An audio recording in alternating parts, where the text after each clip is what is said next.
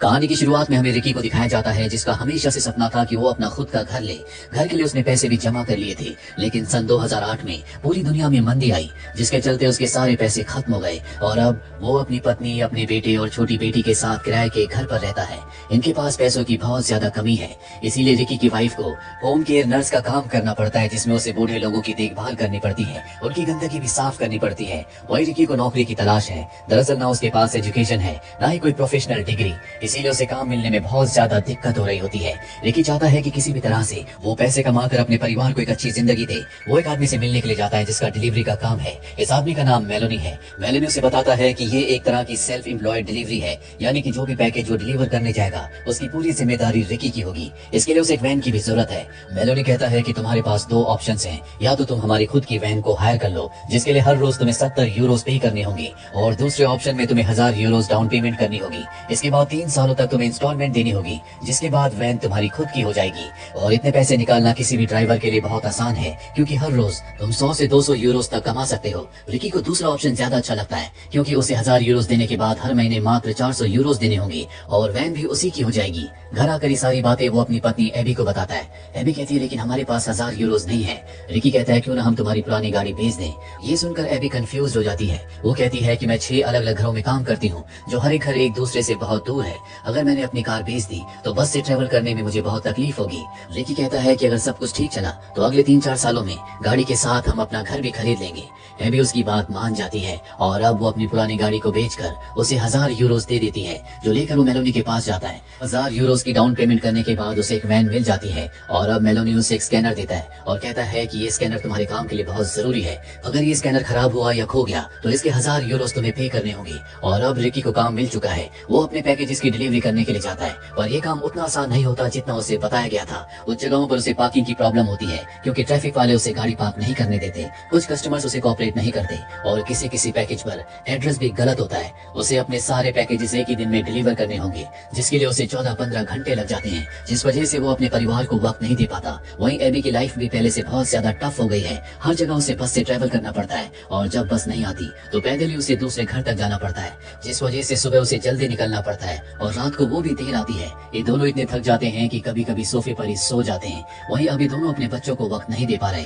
हालांकि इनकी बेटी बहुत समझदार होती है, वो खुद अपने काम करती है, लेकिन इनका जो बेटा है उसकी उम्र ऐसी है जिस उम्र में बच्चे अक्सर भटक जाते हैं और अब वो भी स्कूल नहीं जाता, बल्कि वो ऐसे आवारा लड़कों के साथ घूमता है जो स्कूल जाना बेकार समझते हैं। जल्दी बात रिकी और एबी को पता चल जाती है और अब रिकी अपने बेटे को समझाने की कोशिश करता है। वो बताता है कि आज हम जो कुछ कर रहे हैं वो सब तुम्हारे लिए कर रहे हैं। हम चाहते हैं कि तुम पढ़ो लिखो आगे बढ़ो। लेकिन उसका बेटा इन सब बातों को समझने के लिए तैयार नहीं है, बल्कि वो रिकी को उल्टा जवाब देता और कहता है कि तुमने आज तक हमें दिया ही क्या है सिवाय गरीबी के। रिकी को ये बात बहुत बुरी लगती है। वो वहाँ से चला जाता है। इनका बेटा भी नाराज होकर अपने कमरे में चला जाता है। एबी वहीं बैठे बैठे अपनी जिंदगी के बारे में सोच रही होती है। उसकी आंखों में बेबसी के आंसू आ जाते हैं। दरअसल किस्मत इनका साथ नहीं दे रही। वहीं अब रिकी की बेटी अगले दिन उसे अपने साथ काम पर ले जाने के लिए कहती है। रिकी उसकी बात मान जाता है और अब वो अपनी बेटी को अपने साथ ले जाता है। उसकी बेटी बहुत स्मार्ट होती है, जिसकी मदद से आज वो अपने सारे पैकेजेस टाइम पर डिलीवर कर देता है। साथ ही उसकी बेटी को टिप भी मिलती है, जो रिकी को कभी नहीं मिलती। टिप के पैसों से रिकी अच्छा खाना लेता है और घर जाकर अपने परिवार के साथ आज बहुत दिनों के बाद डिनर करता है। उसका बेटा भी आज बहुत खुश है। इन दोनों को एहसास है कि ये अपने बच्चों को वक्त नहीं दे पा रहे, लेकिन ये दोनों ही मजबूर हैं। इन्हें बच्चों की फीस, घर का किराया, घर का खर्चा और वैन की ईएमआई देने के लिए पैसे कमाने होंगे। अगले दिन एक बार फिर से ये दोनों के दोनों अपने अपने काम पर चले जाते हैं और तभी एबी को उसके बेटे के स्कूल से कॉल आता और उसे बताया जाता है कि तुम्हारे बेटे ने किसी के साथ झगड़ा किया है, तुम्हें अभी स्कूल आना पड़ेगा। एबी जिस जगह होती है वो स्कूल से बहुत दूर है, इसीलिए वो रिकी को कॉल करती है और कहती है कि तुम स्कूल चले जाओ, क्योंकि उसका काम स्कूल के आसपास ही होता है। लेकिन उसके पास इतना वक्त नहीं है, क्योंकि उसे हर एक पैकेज को टाइम पर डिलीवर करना होगा। नई कंपनी में ऐसा कोई रूल होता है कि कोई हाफ डे में जा सकता है। अगर किसी ने छुट्टी की या बीच में कोई काम छोड़कर गया तो उसे 100 यूरोस का फाइन देना पड़ता है। साथ ही उन्हें नेगेटिव रेटिंग मिलती है, जिससे उनकी जॉब भी जा सकती है। लेकिन किसी तरह से रिकी शाम को स्कूल पहुंच जाता है, पर किस्मत उसके साथ नहीं है, क्योंकि उसके आने से मात्र 15 मिनट पहले पूरा का पूरा स्टाफ जा चुका है। अगली सुबह रिकी को पता चलता है कि उसके बेटे को 1 महीने से स्कूल से निकाल दिया गया है। अगर वो टाइम पर स्कूल पहुंच जाता तो उसके बेटे को स्कूल से 1 महीने के लिए निकाला ना जाता। एबी एबी उसे ब्लेम करती है और कहती है कि अगर तुमने मेरी कार नहीं बेची होती तो आज सब कुछ ठीक होता, मैं अपने बच्चों को वक्त दे पाती, और नाराज होकर वहाँ से चली जाती है।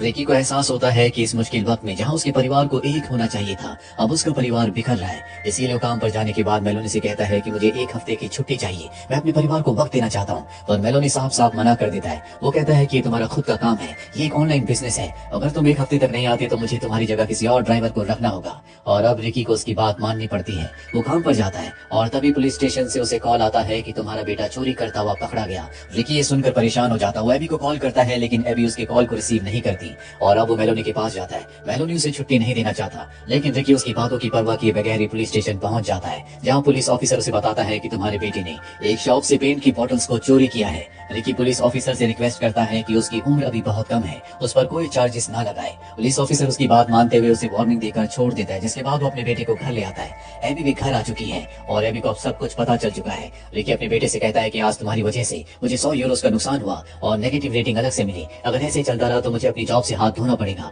लेकिन उसका बेटा उसकी बातों को ज्यादा सीरियसली नहीं सुन रहा होता, बल्कि अपने फोन पर बिजी होता है, जिससे रिकी को गुस्सा आ जाता है। वो उसका फोन छीन लेता है और अब उसका बेटा भी अपना फोन हासिल करने के लिए उससे लड़ने लगता है। ऐसा लगता है मानो आज इन दोनों के बीच में हाथापाई हो जाएगी और एबी इन दोनों को अलग कर देती है। इनका बेटा नाराज होकर घर से निकल जाता है। एबी रिकी को कहती है कि तुम्हें अपने गुस्से पर काबू करना चाहिए, अगर तुम दोनों के बीच में एक जो रिश्ते की दीवार है वो टूट गई तो तुम दोनों के बीच का रिश्ता हमेशा के लिए खत्म हो जाएगा। इनका बेटा घर से बाहर है, उसे रिकी ढूंढने के लिए जाना चाहता है, पर उसकी वाइफ एबी कहती है कि वो अपने दोस्त के घर पर गया होगा, जल्दी वापस आ जाएगा। अगली सुबह देखते हैं कि इनके घर पर इनकी जितनी भी फोटोज थी उन सब पर इनके बेटे ने ब्लैक पेंट से क्रॉस कर दिया है और अब भी इनका बेटा घर पर नहीं होता, यानी कि रात को आकर उसने ऐसा किया। इसके बाद रिकी अपनी वैन की चाबी ढूंढता है, लेकिन उसे चाबी कहीं नहीं मिलती। रिकी समझ जाता है कि इनका बेटा अपने साथ चाबी ले गया है। वो उसे ढूंढने की कोशिश करता है, उसके दोस्त के घर भी जाता है पर उसका कुछ पता नहीं होता। वो अपने मैनेजर मेलोनी को कॉल करता है और कहता है कि आज मैं नहीं आ पाऊंगा, मेरी वैन की चाबी नहीं मिल रही। मेलोनी इस बात पर गुस्सा हो जाता है और कहता है कि इस महीने तुम 2 छुट्टियां ले चुके हो, अगर तुमने एक और छुट्टी ली तो मैं तुम्हें काम से निकाल दूंगा। इसके बाद रिकी अपने घर आ जाता है। शाम को उसका बेटा घर वापस आता है। रिकी बहुत ज्यादा गुस्से में होता है और अपनी वैन की चाबी मांगता है। उसका बेटा कहता है कि मेरे पास तुम्हारी चाबी नहीं है, मैं यहाँ पर सिर्फ अपना मोबाइल लेने के लिए आया हूँ। रिकी के बार बार पूछने पर भी वो उसे चाबी के बारे में कुछ नहीं बताता, बल्कि उल्टे सीधे जवाब देता है, जिससे रिकी को गुस्सा आ जाता है और वो उसे थप्पड़ मार देता है। रिकी बहुत ज्यादा फ्रस्ट्रेट है। उसी फ्रस्ट्रेशन उसी दुख में वो एक बेंच पर जाकर बैठ जाता है। पूरी रात उसी पार्क के बेंच पर बैठा रहता है। उसके दिमाग में अजीब अजीब ख्याल आ रहे होते हैं। उसे ऐसा लगता है जैसे उसका परिवार अब टूट चुका है। अगली सुबह उसकी बेटी का कॉल आता है और जब वो घर जाता है तो उसकी बेटी बताती है कि चाबी मैंने छुपाई थी, क्योंकि मैं चाहती थी कि आप काम पर ना जाएं बल्कि भाई को ढूंढकर घर ले आए, ताकि हमारा परिवार एक बार फिर से पहले जैसा हो जाए।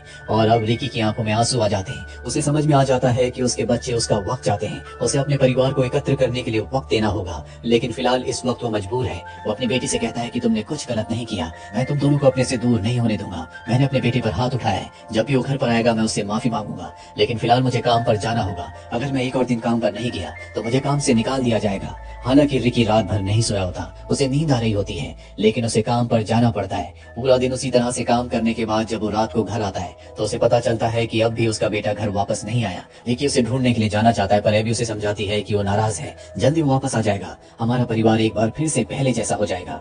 अगले दिन रिकी एक बार फिर से काम पर जाता है और आज कुछ लुटेरे उसे पकड़ लेते हैं, उसे बहुत बुरी तरह से मारते हैं, उसके पैकेजेस को लूट लेते हैं और साथ ही उसके स्कैनर को भी तोड़ देते हैं। रिकी को बहुत ज्यादा चोट आई होती है। उसकी वाइफ उसे हॉस्पिटल ले जाती है, जहां वो अपनी मेडिकल रिपोर्ट के लिए वेट कर रहा होता है। तभी उसे मेलोनी का कॉल आता है। वो बताता है कि जो भी पैकेजेस लूटे गए थे उनके पैसे इंश्योरेंस कंपनी दे देगी, लेकिन उसमें 2 लोगों के पासपोर्ट भी थे, जिसके $500 तुम्हें पे करने होंगे। साथ ही स्कैनर टूट चुका है तो $1000 उसके भी तुम्हें पे करने हैं। और अब ये बातें सुनकर उसकी वाइफ को बहुत गुस्सा आ जाता है। एबी उसे फोन लेकर मेलोनी को बहुत उल्टा सीधा कहती है। उसने पहली बार अपने टेम्पर को लूज किया है, वो कभी इस तरह से किसी से बात नहीं करती, इसीलिए उसकी आंखों में आंसू आ जाते हैं। रिकी अपनी वाइफ एबी को संभालता और कहता है कि चलो हम घर चलते हैं, रिपोर्ट कर ले लेंगे। रात को जब वो अपने कमरे में सो रहा होता है तभी उसका बेटा आ जाता है। दरअसल आज वो घर आ चुका है और जब वो अपने डैड की ऐसी हालत देखता है तो कहता है कि आपको बहुत चोट आई है, आपको चाय या कॉफी कुछ चाहिए। रिकी मना कर देता है। उसका बेटा कहता है कि अगर आपको कुछ भी चाहिए हो तो आप मुझे आवाज देना। रिकी उसे थैंक्स कहता है और अब अगली सुबह रिकी बहुत जल्दी उठ जाता है। वो अपने लिए कॉफी बनाता है और एबी के लिए नोट लिखता है कि मैं ठीक हूँ, मुझे काम पर जाना होगा।